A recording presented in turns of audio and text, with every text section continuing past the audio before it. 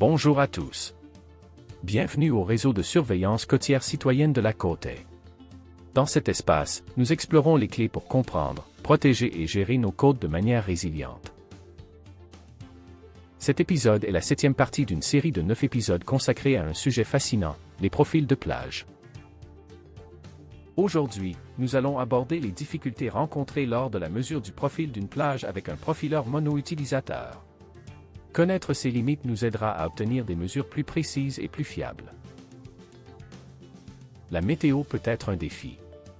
Un vent fort peut déplacer le profileur, la pluie peut modifier le sable et les températures extrêmes rendent le travail plus difficile, tant au niveau du confort que de la précision. Les vagues et les marées jouent également un rôle. De fortes vagues peuvent nous empêcher d'atteindre l'eau, et si la marée monte ou descend pendant la mesure, la lecture à la fin du profil sera incohérente. La préparation est essentielle. Les points de départ peuvent être déplacés. Il est essentiel que les pieds du profileur soient toujours verticaux. Maintenir une ligne droite et la même distance à chaque pas demande de l'attention. Soyez prudent lorsque vous notez vos données. Les documents papier peuvent être endommagés par le vent ou la pluie. Les appareils électroniques peuvent tomber en panne au soleil ou s'ils sont mouillés.